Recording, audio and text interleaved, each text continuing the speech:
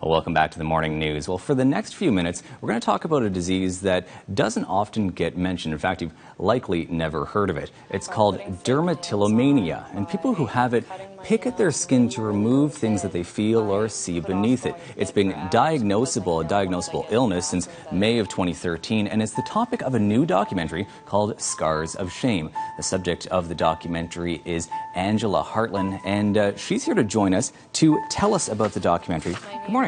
Thanks for joining us. Yeah. Thank you. So we saw the footage there. We saw that was you picking at your skin, and I think a lot of people might be wondering why you do that.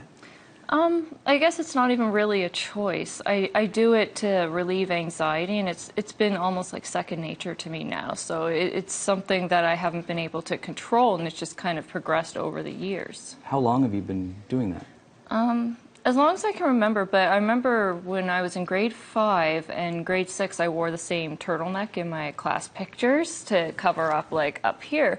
But they thought that it was acne at the time. But I actually really noticed a difference when I was 13. I was picking at my legs, and that was when I had to start wearing pants in the summertime and couldn't go swimming anymore. And so, just so that we're clear, this isn't just, something that you do. This is an actual diagnosable illness. Is it a mental illness, like a psychological illness? Yeah, it's considered to be a psychological illness. It was added to the DSM-5 under obsessive compulsive and related disorders.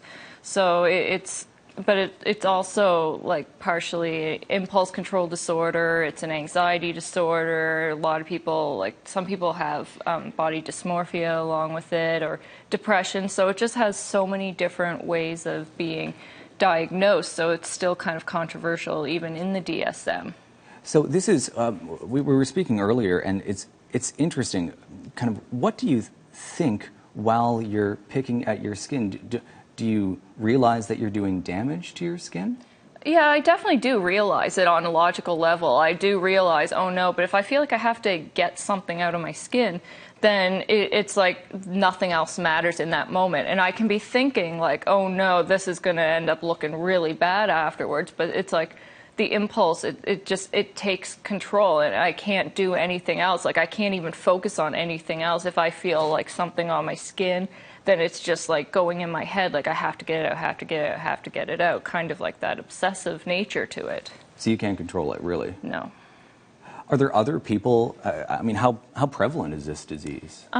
They say approximately up to 5% of the population has this disorder or other body-focused repetitive behaviors, such as hair pulling and even nail biting to certain degrees. Like wow, there's a whole bunch of disorders that fall under that spectrum, even though it's not listed in the DSM, but it's just kind of a generalized category.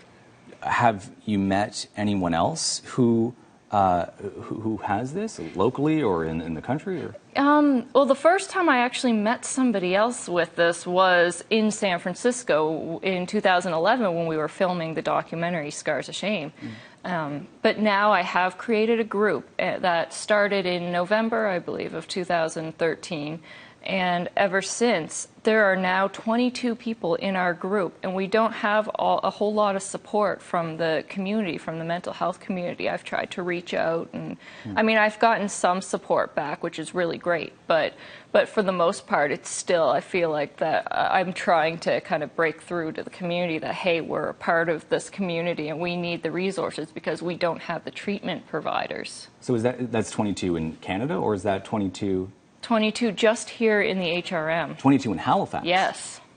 Wow. And we meet up right now it's on every 3 or 4 Sundays. And what do you talk about? We talk about how it affects us. We talk about how, how we've been so alone. And pretty much everyone else in the group has never met anyone like them. So I've already seen progress in some of the people, like just for the few, like just being able to open up just for the few meetings that we have had. Like it's really, really inspiring to see the people in the group just opening up and being able to share their experiences. Speaking of sharing, this documentary is coming out at the end of May. You're the subject of the documentary. What did you hope to share with the audience by making this? There was a few things that I hope to share. One thing for sure is the whole don't judge a book by its cover. I mean, I've had people accuse me of, you know, being on drugs because my face isn't exactly the clearest or the rest of my skin, but it's you know, you really don't understand. So I mean, like, I've had people come up to me even while I've had jobs in the past and say, one person said that I would be so beautiful if only I didn't have all this on my face. And it's like that kind of thing every day, and it makes you not want to leave the house, and it makes you so self-conscious. And I mean, I spiraled into a depression, and my anxiety had blown out of control, like in my late teens, early 20s. So it was very, very hard to manage at that time. Wow.